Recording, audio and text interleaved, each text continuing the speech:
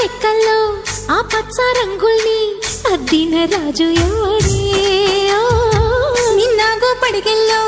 ఆ విష్ణు పాదాలు దిద్దిన మాయా దేవుడే